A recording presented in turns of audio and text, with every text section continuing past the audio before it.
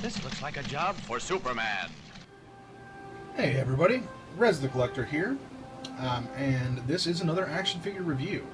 Now I want to start out this video by saying it is the morning of January 1st, 2014, and I'd like to wish everybody out there a Happy New Year. I hope you were all safe last night, got home great, and had a good time. I, on the other hand, am an old man. I was in bed at 10:30. Someday my wife and I will do something on New Year's Eve, but it was snowing here pretty bad, and yeah, I mean, we didn't even go out to dinner. We went out to lunch and then came home. But that was my New Year. I hope yours was more eventful and, of course, safe. I hope everybody is okay and good and able to watch this and hopefully not too hungover. On to the review. Alright, you can see here up at the front we have Superwoman. Now, these last 6 figures I have, I've decided to do them in the order of which I have considered purchasing them. Some of them I, of course, never considered purchasing, didn't even know they exist, such as the Mattel guy there on the far left. He was actually from a Batman Superman 2-pack put out in 2003 by Mattel. And I actually have the Batman figure as well. Once I was able to track him down, and with Stu Murray's help, of course, figure out exactly what he was. I found I do have the Batman that was also in that lot. So I'm most likely going to try and pull out the Batman and maybe do those two together. Possibly, I can't remember where and which box he's in at the moment, because I've got everything packed up. But if I can find him, I'm going to do them together because they were a 2-pack. If not, I'll do him alone, and he'll probably be last. Other than that, it'll probably be the Identity Crisis next, the Robot Superman, Supergirl, Mad, and then him. But we're going to go ahead and start with Superwoman, because I have considered purchasing her on many occasions. The reason that I haven't is the disproportionate. Her body proportions are way off. She has a gigantic head and a waist so narrow, I'm pretty sure that'd be organ damage. And then thighs that are bigger than some Superman figures' thighs. I mean, look at those things. I mean, good God, she could snap a man in half with her thighs alone. So, the reason I haven't picked her up is how badly disproportionate she was. But I have considered buying her on many occasions. Had I been able to find her for a little bit cheaper than I normally run into her for, I probably would have done it. Just because she is a Superman figure. She's a female version of Superman. Now, I believe this is from a Batman Superman comic where the gender roles were reversed.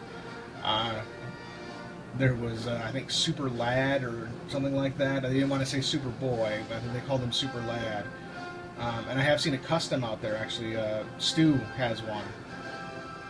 And then I saw in his collection video that he'd done it, that him or someone had done a custom of it. There's a Batwoman figure. You know, they basically did the whole gender swap thing. Now, looking at the character again, other than her being disproportionate, she does have very bright, nice colors. She's got the blue highlighting in the hair, oversized eyes, and again, just a really, really big head. She does have a nice shade of Superman blue, or royal blue. Her S is nice and crisp. It's one of those S's that is pretty much almost equal on all sides. She does have a nice plunge there at her belt. And then she's got pretty much strict angles on the underwear as well. And then we come into those big old legs, and of course the red boots. She does have the yellow S on the back, and the S is outlined in red. Overall, I mean, other than being disproportionate, she is a very cool figure. And I am really happy to have her in the collection. I would like to pick up the Batwoman at some point as well, to go on with my Batman stuff, but that, of course, that's not a priority. Superman is always the priority. Let's take a look at her articulation. For head, she has no up and down. just side to side. Arms, she does have a ball joint, but it's very tight and it only goes out to about there. There's no bicep rotation. She does have... Get her arm to go back down. I don't want to break the figure. She does have, of course, elbow. And she does have a wrist rotation. Now, legs, she's even more limited in articulation. Back, that's it. That's as far back as her leg is going to go. And she doesn't have that much more forward. I mean, back is pretty much non-existent, and forward we're going to get to about there. The knee, of course, articulation.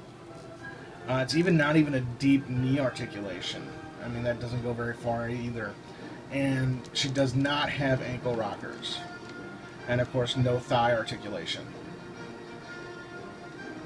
So she's not a really well-articulated figure.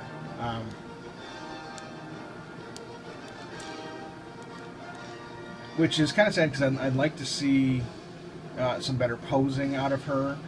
I'm getting into more, especially when I get my new display case in, trying to get my figures into more dynamic poses. If you've seen in my other videos, you've seen I've got a few of them flying around the case, and I accomplished that with fishing line and suction cups. From a distance, you can't even see the lines, so it looks like they're flying around the case. It's actually pretty cool looking. I'll see what kind of pose I can get her in, or she just may be standing straight.